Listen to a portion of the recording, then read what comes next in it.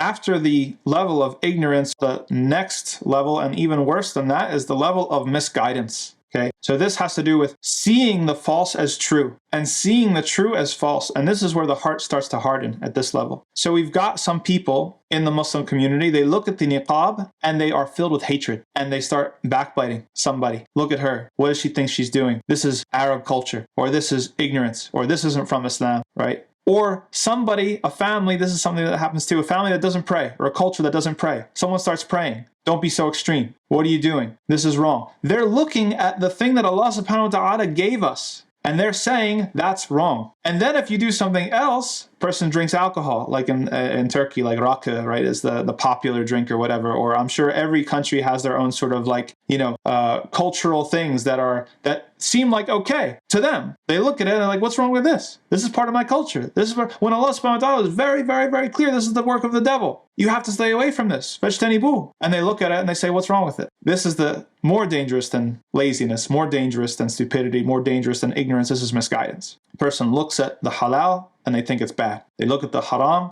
and they think it's good. And it's a very, very dangerous place to be. How do you get out of it? You get out of it through influence of other people, mentors, people who are good influences, which is why it's important for Muslims to establish some sort of pull in society where we have a gravity towards our norms, right? It's very, very difficult to be a Muslim that's alone in a particular community or in a particular land. If you're able to have a critical mass, Muslims living next to each other, even just a few blocks in a city, then you can have a little, almost like a greenhouse, like where this has got a certain culture and certain norms and certain expectations, even if it's different from everything around it, but people know. And so there's less of an excuse. And then trying to show people the harmful consequences. Sometimes we're able to do this, right? This is a big tool for da'wah in the West, like in North America. Okay, you look at what has sexual freedom done. Look at all the broken hearts. Look at all the venereal disease and the STDs. Look at all of the consequences on people waste their lives.